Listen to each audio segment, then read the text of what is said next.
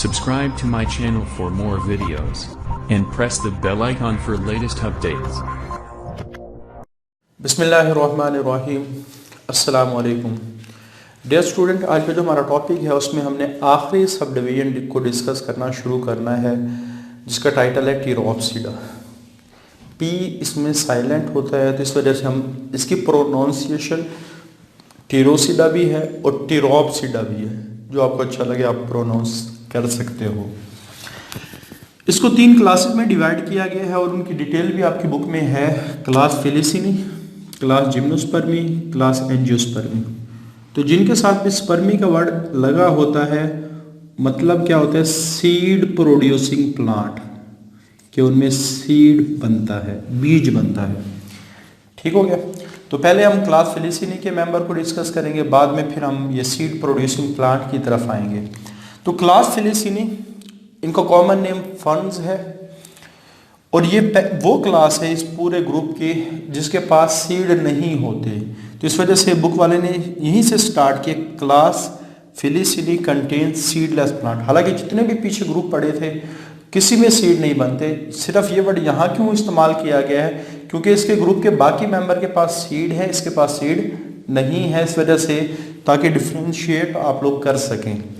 तो class फेलिसिनी contain seedless plant और इनकी जो सबसे बड़ा करैक्टर है, दे हैव फोलियर स्पोरेंजिया। अब ये वर्ड आप लोगों के लिए बिल्कुल नया है, फोलियर स्पोरेंजिया तो आपने पहले भी सुना है, वो स्ट्रक्चर जिसमें स्पोर प्रोड्यूस हो वो स्पोरेंजिया कहलाते हैं। फोलियर से क्या मुराद है? बेसिकली ऐसा स्पोरेंजिया जो फ्रंट्स के साथ अटैच हो वो फोलियर स्पोरेंजिया कहलाता है। अब फ्रंट्स भी वर्ड आप लोगों के लिए बिल्कुल नया है। फ्रंट्स कहते हैं किसको है? लीव्स ऑफ फ्रंट्स को। इसके लिए स्पेशल वर्ड ये इस्तेमाल किया गया, फ्रंट्स। बेसिकली जिस वक्त हम देखते हैं फ्रंट्स की, तो ये शुरू में सर्सिनेट वर्नेशन शो करते हैं। वर्नेशन का लफ्जी मतलब है arrangement of leaf, arrangement of leaf के पत्तों की अरेंजमेंट कैसी है। और सर्सिनेट का लफ्जी मतलब है क्वाइल्ड, क्वाइल की शक्ल में, ऐसे क्वाइल की शक्ल में। तो सर्सिनेट वर्नेशन उस फिनोमिनन को कहा जाता है जब पत्ते निकलते ही क्वाइल होना शुरू हो जाए ऐसे, तो ये सर्सिनेट वर्नेशन कहलाती है।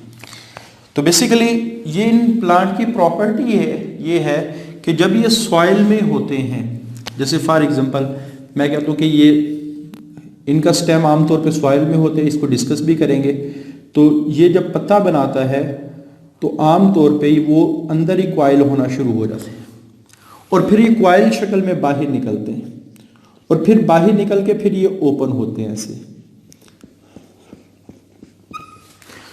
तो यानी आप ये समझ लें कि जब इनका पत्ता छोटा होता है, इमेच्योर होता है, तो आमतौर पे क्वाइल्ड होता है।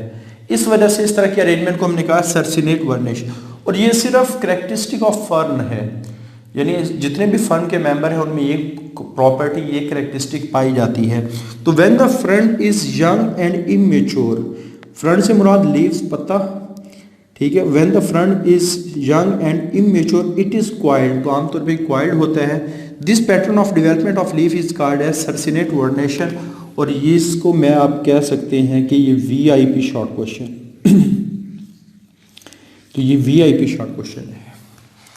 तो इसको आप लोगों ने बहुत अच्छे तरीके से तैयार करना है, क्योंकि ये बहुत दफ़ा बोर्ड के पेपर में आ चुका है। उसके बाद हैबिटेट, पानी को उससे प्यार करते हैं, खुश्की पर भी रह सकते हैं, लेकिन आमतौर पे इनकी रिप्रोडक्शन के लिए चूँकि पानी चाहिए होता है तो ऐसी जगह पे ही रहते हैं जहाँ पानी ज़्यादा अवेलेबल हो। तो mostly shade and moisture loving plant. कुछ इनमें से ऐसे हैं जो ड्राई कंडीशन में भी रह सकते हैं, सिर्फ रहने की बात हो रही है, ठीक है, यानी लेकिन उसको प्रॉपर अपनी हैबिटेट नहीं बनाएंगे। जिंदा रहना और किसी जगह को अपना घर बनाना, ये बड़ा फ़र्क है। आप कहीं बाहर जाते हो तो आप गुजारा करते हो, हॉस्टल में ज़िंदगी गुजारते हो। अब हॉस्टल को अपना घर नहीं बनाते, घर हमेशा इंसान वहाँ बनाता है जहाँ उसके लिए रहना आसान हो, उस जगह से वो प्यार करता हो, उस जगह में फैसिलिटीज़ ज़्यादा हों, तो वहाँ घर खूबसूरत हो, साफ़ सुथरी हो। तो ये सारी कंडीशन है जो आपको घर बनाने पे उस जगह मजबूर करती। तो इसी तरह हैबिटेट उस जगह को कहा जाता है जहाँ ऑर्गेनिज्म रहना पसंद करता है। तो ये ज़िंदा तो रहते हैं ड्राई कंडीशन में, लेकिन आमतौर पे उस जगह को अपनी हैबिटेट नहीं बनाते। तो they grow on the hills and plains, plains मैदानी इलाके को कहा जाता है, हिल्स पहाड़ी इलाके को कहा जाता है। तो ये दोनों में पाए जाते हैं, हिल्स पहाड़ी इलाके में भी होते हैं, मैदानी इलाकों में भी होते हैं। और कुछ ऐसे हैं जो एपिफाइटिक हैं। अब ये वर्ड एपिफाइटिक भी आप लोगों के लिए बिल्कुल नया है। फाइटिक कहते हैं प्लांट को, एपी कहते हैं अबव, जो प्लांट के ऊपर ग्रो करे। एक प्लांट जो दूसरे प्लांट के ऊपर ग्रो करे वो एपिफाइटिक प्लांट कहलाते हैं। जैसे फर्न्स के कुछ मेंबर ऐसे हैं जो दरख्तों की जो बार्क यानी छाल होती है उस पर ग्रो करते हैं, इस वजह से इनके लिए वर्ड इस्तेमाल किया गया epiphytic. They grow on the surface of the plant, for example bark of the tree. तो ये भी शॉर्ट क्वेश्चन बन सकता है कि व्हाट आर एपिफाइटिक्स। तो फर्न्स इसके एग्जाम्पल आप लोग मेंशन करेंगे। सारी दुनिया में इसके मेंबर पाए जाते हैं और साइज मुख्तलिफ है, कुछ थोड़े बड़े हैं, ज़्यादा बड़े नहीं होंगे, कुछ बिल्कुल छोटे हैं, कुछ उससे बड़े, कुछ उससे बड़े। 4 एग्जाम्पल हैं जो आपकी बुक में मेंशन है, ड्रायोपटेरिस, ट्रेडियम, एडियांटम, टेरिस। ये आप लोगों ने एग्जाम्पल याद रखनी है क्योंकि ये अक्सर ऑब्जेक्टिव में एग्जाम्पल्स अक्सर पूछ ली जाती है।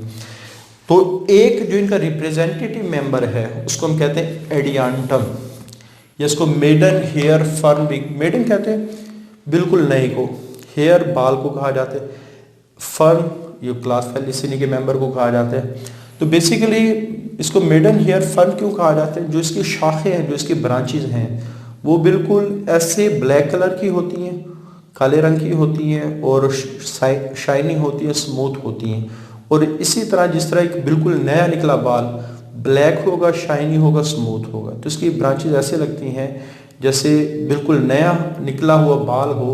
तो इस वजह से वर्ड इस्तेमाल किया गया मेडन हेयर फर्न। आमतौर पे मॉइस्ट वॉल्स, गीली दीवारों पे ग्रो करते हैं। और वाटर कोर्सेज, कोर्स रास्ते को कहा जाता है हर वो जगह जहाँ से पानी गुजरता है। जैसे अक्सर ये जो गलियों में नालियाँ वगैरह होती हैं तो नालियों के ऊपर भी ये ग्रो करते हैं। तो हर वो जगह जहाँ से पानी गुजरता है वहाँ ये ग्रो कर सकते हैं।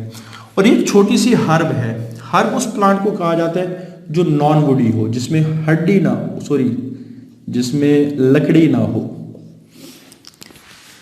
It is a small herb consisting of stem, leaves, roots, ये सारी चीज़ें मौजूद होंगी और सही अंदाज में मौजूद होंगी।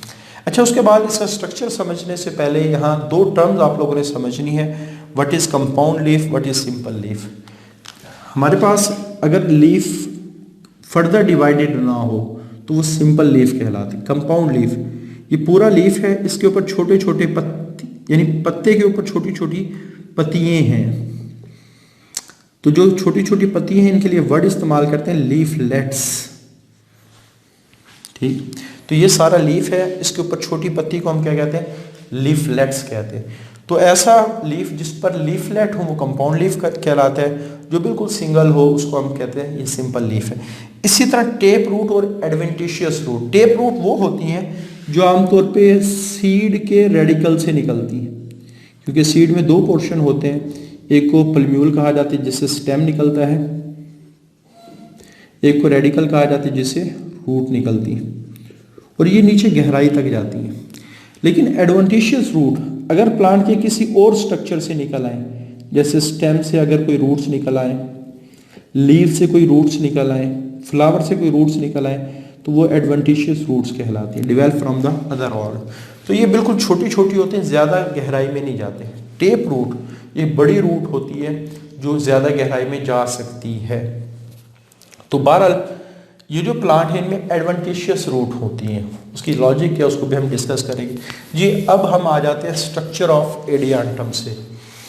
तो स्ट्रक्चर ऑफ एडियांटम को हम नीचे से ऊपर की तरफ पढ़ेंगे। सबसे पहले इनका स्टेम जो अंडरग्राउंड होता है, और अंडरग्राउंड स्टेम के लिए हम वर्ड इस्तेमाल करते हैं राइजोम, क्योंकि ये 2 काम कर रहे होते हैं।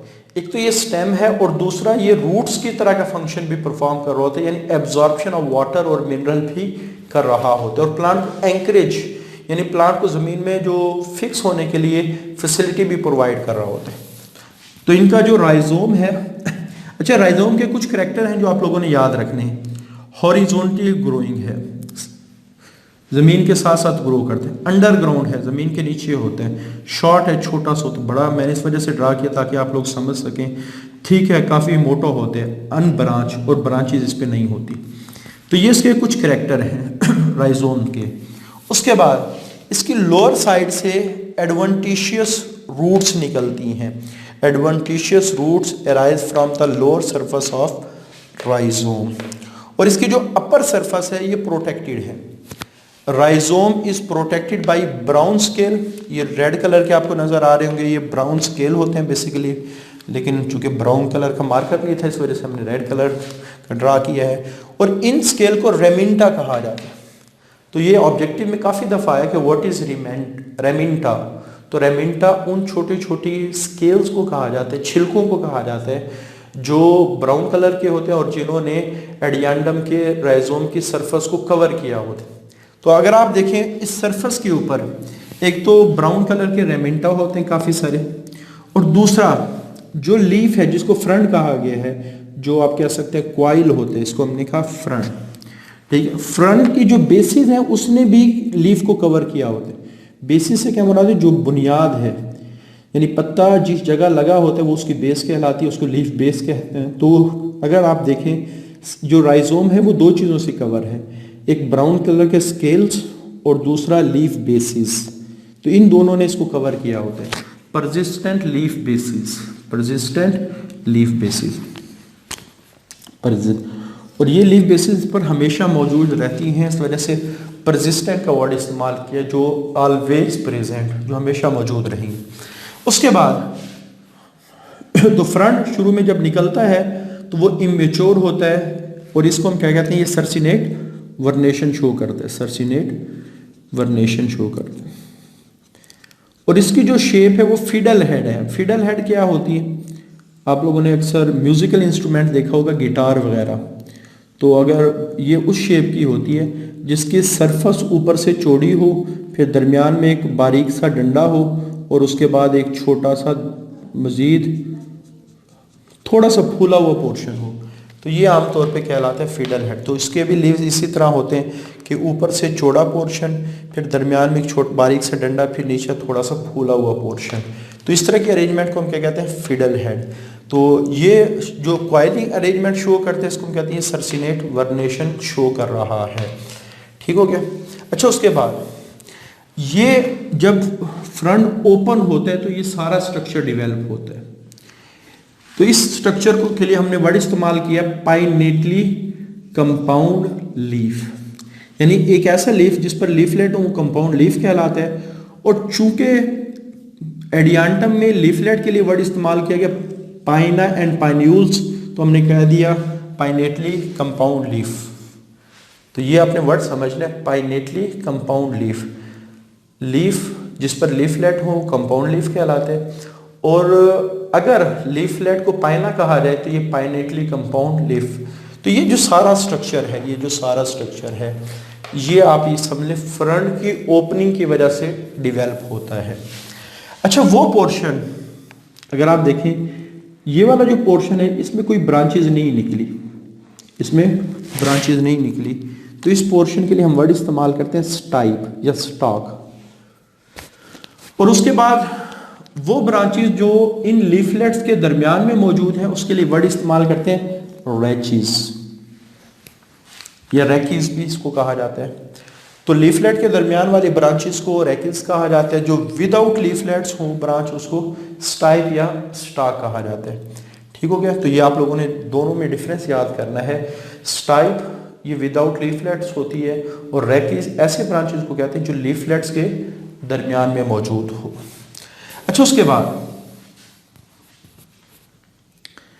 अगर आप लोग देखें, ये मैंने रेड कलर का सर्कल किया है, इसमें एक ब्रांच निकली साइड पे, उस ब्रांच पे छोटी छोटी ब्रांचेस निकली। ये जो पूरी ब्रांच है, ये जो पूरी ब्रांच है, इसको मैं सारे को ये रेड कर देता हूँ ताकि आपको समझ में आ जाए। इस पूरी ब्रांच ये सारा जो स्ट्रक्चर है, जो एक ब्रांच पूरी सारी ब्रांच जो होती है, इसको हम कहते हैं पाइना। ये एक लीफलेट है, फ्रंट पूरा ये जो स्ट्रक्चर है एक लीफ है और इस लीफ को हमने कहा फ्रंट, और इस लीफ पर ये छोटा सा जो स्ट्रक्चर बना है इसको पाइना का एक लीफलेट है जो मैंने सारा रेड किया है। तो एक लीफलेट ये एक ये, यानी आप ये समझ लें कि इस जो ब्रांच को मैंने ड्रा किया है, एडियांटम को जो ड्रा किया है, इस पे 4 लीफलेट्स पाइना लगे हुए हैं, एक ये 4 पाइना लगे हुए। लेकिन इस पाइना के ऊपर भी अगर आप देखें छोटे छोटे मजीद लीफलेट्स लगे हुए, यानी यहां आप 3 कैटेगरी हो गई।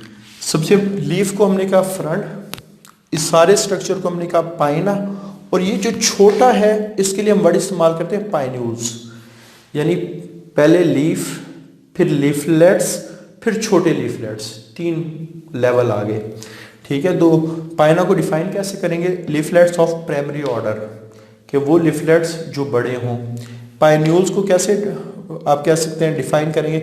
Leaflets of secondary order. तो ये आप लोगों ने जहन में रखना है कि फ्रंट लीफ है, उसके बाद पाइना छोटा लीफलेट्स है, और पाइन्यूल्स ये मजीद छोटा लीफलेट्स है। तो ये जो ग्रीन कलर का आपको छोटा सा जो असल पत्ते की तरह नजर आ रहा है, ये बेसिकली ये तीसरे लेवल का लीफलेट्स है, दूसरे लेवल का, सॉरी, पहला लेवल तो लीफ का होता है, फिर प्राइमरी लीफलेट, फिर सेकेंडरी लीफलेट्स। तो ये हमारे पास स्ट्रक्चर है। अगर हम इस लीफलेट्स को यानी सेकेंडरी लीफलेट्स को, जिसको पाइन्यूल्स कहा जाता है, इसको स्पोरोफिल्स भी कहा जाता है। ये लास्ट लेक्चर में हमने डिस्कस किया था, कोई भी ऐसा लीफ लाइक स्ट्रक्चर जिस पर स्पोरेंजिया मौजूद हो वो क्या कहलाते हैं? स्पोरोफिल्स कहलाते हैं। अगर आप देखें इस स्पोरोफिल्स के जो मार्जिन किनारे हैं वो आमतौर पे रिफ्लेक्स लोब बनाते हैं। क्या बनाते हैं? लोब बनाते हैं। तो इसको थोड़ा सा मैंने बड़ा करके ड्रा किया है, तो ये आपको लोब्स नजर आ रहे होंगे, ये लोब्स। इन लोब्स के अंदर ये जो ब्लैक कलर के हैं ये स्पोरेंजिया लगे होते हैं, और ये हमेशा ग्रुप की शक्ल में लगते हैं। जैसे पिछले लेक्चर में हमने एक वर्ड इस्तेमाल किया था स्ट्रोबिलाई, इसी तरह ये जो ग्रुप ऑफ स्पोरेंजिया है जो किसमें लगा हुआ है? पाइन्यूल्स के मुड़े हुए किनारों में लगा हुआ है, तो इसको सोराई कहते हैं। सोराई को डिफाइन आप कैसे करेंगे? Group of sporangia on the reflexed lobe of margin of, इसको उल्टा शुरू करते हैं, लीफलेट जिसको पाइन्यूल्स कहा जाता है, इसका एक किनारा है, वो किनारा मुड़ा हुआ है, उस मुड़े हुए किनारे में स्पोरेंजिया का ग्रुप लगा हुआ है, इस स्पोरेंजिया के ग्रुप को हम सोराई कहते हैं। तो ये सारा स्ट्रक्चर क्या है? सोराई का है। ये सारा स्ट्रक्चर सोराई है, ये सारा स्ट्रक्चर क्या है? सोराई। और सोराई को ढांप दिया है पत्ते के कवर ने, ये कोई स्पेशल कवर नहीं है, बल्कि ये जो मुड़ा हुआ किनारा है इसने कवरिंग बनाई है जिससे ये कवर्ड हो गया। इसको हम कहते हैं फाल्स इंड्यूसिम। तो फाल्स इंड्यूसिम की डेफिनेशन काफ़ी दफ़ा बोर्ड के पेपर में आ चुकी है। तो sori are protected by the bent margin, कि जो पाइन्यूल्स हैं, जैसे मैं कहता हूँ कि ये हमारे पास यहाँ पड़ा हुआ है एक सोराई, तो इसको जो पत्ते का किनारा है वो ही इसको कवर कर देता है, इसको हम कहते हैं फाल्स इंड्यूसिम है। Sori are protected by bent margin, जिसको क्या कहा जाता है? फाल्स इंड्यूसिम कहा जाता है। तो ये स्ट्रक्चर आप लोगों ने याद रखना है, क्योंकि अगला जो टॉपिक है जिसमें हम लाइफ साइकिल ऑफ एडियांटम, वो यहीं से हम स्टार्ट करेंगे। तो ये टॉपिक तैयार होगा तो फिर अगला टॉपिक ऑटोमेटिकली स्टार्ट से ही आपको समझ आना शुरू हो जाएगा। इस वजह से इसको अच्छी तरह तैयार करना है, याद करना है और लिख लिख के याद करना है। आज के लिए इतना ही। अल्लाह हाफिज़। Subscribe to my channel for more videos and press the bell icon for latest updates.